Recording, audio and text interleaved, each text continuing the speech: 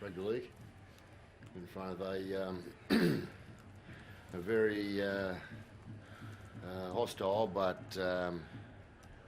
passionate rugby league crowd. You know, you can't ask for any better than that. They're the games you want to play in, and coaching, and when they're on here at Belmore, the spectators, it's a great place to be. I'd much prefer to be out there tonight in front of that hostility and environment than be at a half-packed stadium. I guess the effort you would have liked seeing for Papa, but I guess also... You're saying there's no effort there tonight? No. I was saying it's an effort. It was unbelievable effort. Yeah, absolutely. It was, there was 2 or 3 mistakes, decisions, some choices we made that was, we practice and talk about, but they happen in games, and we let them off. Well, not let them off. Sorry. They scored a couple of tries off a couple of bad decisions that we made in our play, but we scored tries through some of their poor decisions too. So it was just a really good game of rugby league, and they won tonight. I guess Kyle as well showed another side to his game with those 2 try-saving tackles in the space of a couple of seconds.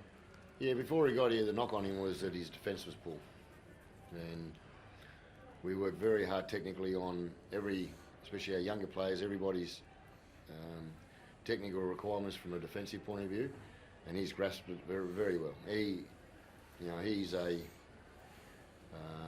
player who can play 2 or 3 positions well at NRL level, and he's done an extremely good job since we put him back to fullback. Ricky, it almost sounds like a weird thing to say, but given the effort you put in tonight, does it almost give you more hope about this finals race and getting enough wins to get in there that if you hadn't put that effort in, if you know what I mean? Yeah, I do know what you mean. We're worthy of where we are on the table. If not, we had 2 weeks of bad football, 2 weeks of good effort, and we lost the games. That 4 weeks has really hurt us. And I've said it for a number of weeks now that these younger players have actually kept us in the fight. We're still swinging because a lot of people don't hear about what happens down in Canberra, but we've had Jamal and Hosco out for 3 months. Jamal's an unbelievable loss in our football team. He's as much of a loss as Nathan is to Penrith, Reynolds is to Brisbane. But you guys don't write that or say that, and I get that. He's not as high profile. I totally understand that, but he wins or loses games for us, and you can see the effort.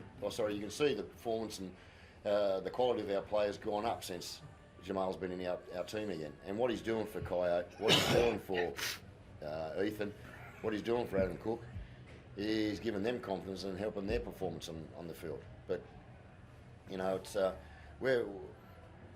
I personally feel we should be a little bit further up on the table, but we're not. And a lot of coaches below me will probably think the same thing. But that effort out there tonight shows that we're worthy of competing for where we are on the table at the moment.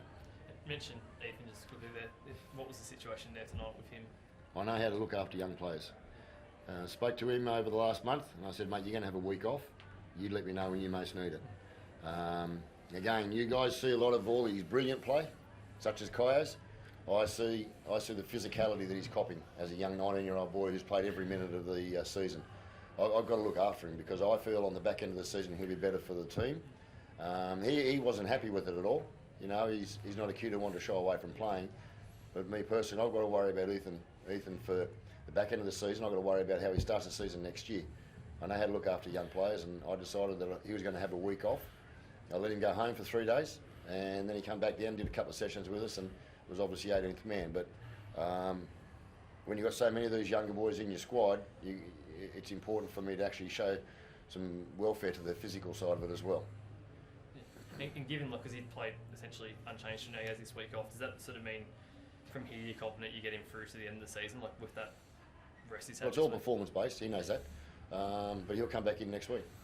How's Morgan Smithies? I don't think he's going to be any good for next week. Right, okay. I'm worried about Hosco too, but I haven't spoken to anybody else.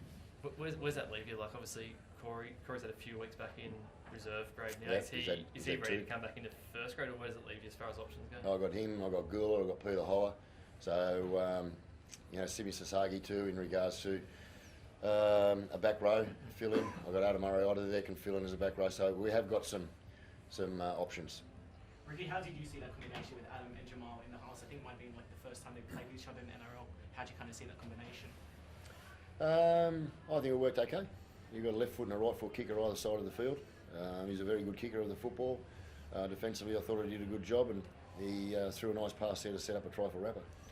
What's the problem with Zach? Is it on his Shoulder. Elliot, how important is it for people to turn up next week for Papa, even though we get the win tonight, back at home next week for him? Yeah, definitely. Look, we were disappointed we couldn't get the win for him tonight, and we were full of confidence that we could come up here and cause an upset, but yeah, we fell a little bit short tonight, and it'd be massive for everyone to turn up for Papa's 300 from one game. What he's done for this club and rugby league in general. His accolades speak for themselves. What he's done in rugby league, and for them to show up in numbers and give him that support, he's deserved. So yeah. Cheers.